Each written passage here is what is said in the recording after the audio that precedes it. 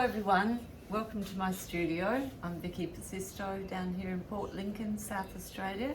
Today I'm going to try painting on this board a picture that I collected when I was up in the Gawler Ranges in South Australia. It's a view of Pildappa Rock. I'm not sure if you can see that, but that's the view that I'm working from.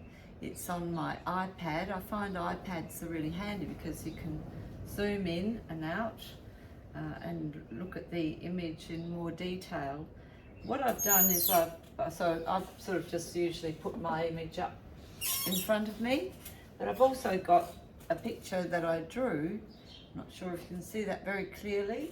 The picture that I drew of Pildappa from the photograph.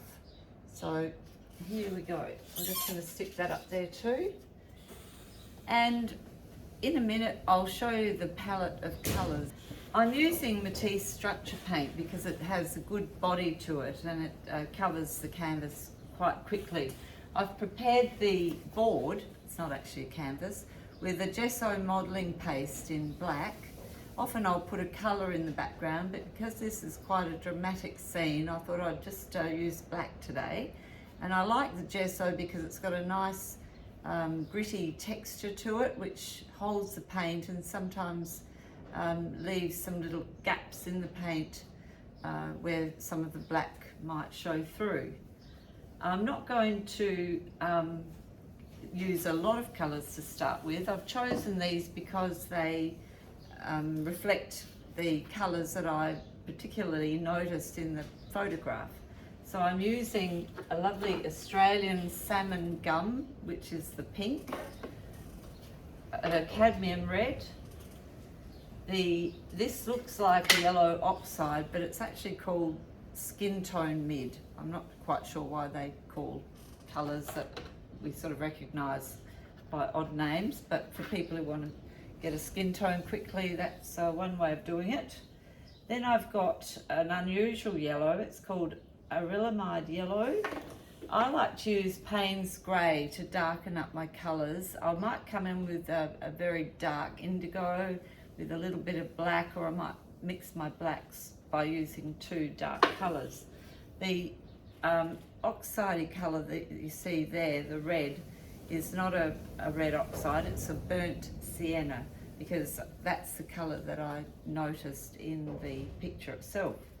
I've also got a little bit of aqua green light because it's a nice colour for the mossy growing sort of, well, it's like a fungus, I guess, on the side of the rock. So I thought that'd be a good base colour for that. I may have to grey it off a bit to make it look more realistic, but we'll see how we go.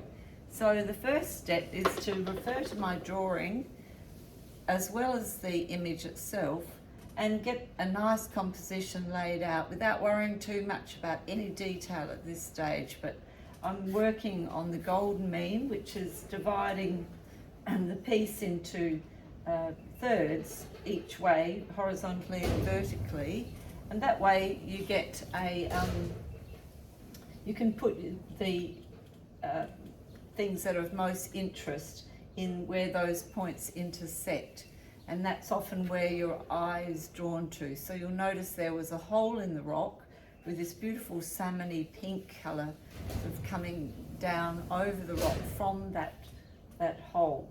And then there are some nice sweeping contours in the rock itself. I'm going to have a very high horizon because it is the top of the rock and it's quite a large rock. So I will fast forward.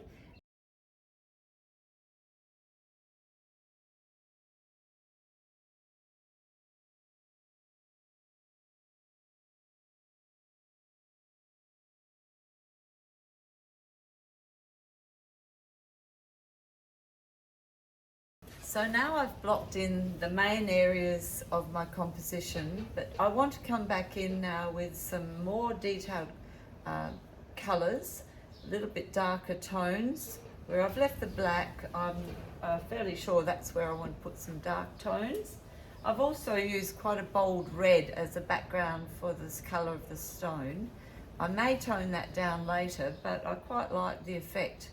I've got the rough shapes and the main colours that I think are a good base for where I'm going. I've added a couple of colours to my palette. I've got a nice dioxane purple, which I use sparingly. I've also added some more white. I haven't even touched the yellow yet, but I've also put some good red oxide on my palette as well. So I'll put it on time lapse again and we'll see how we go.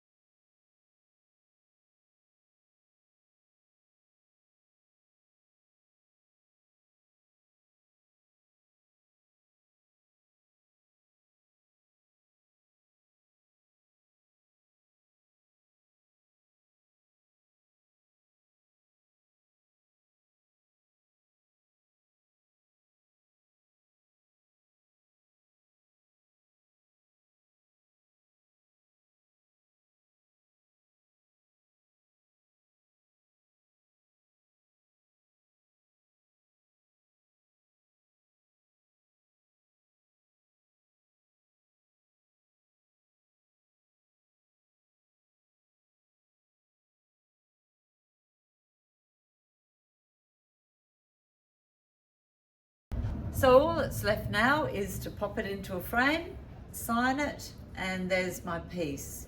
I've spent probably about an hour on that this afternoon and had a lot of fun doing it. I hope you've enjoyed watching. Thanks again. Bye.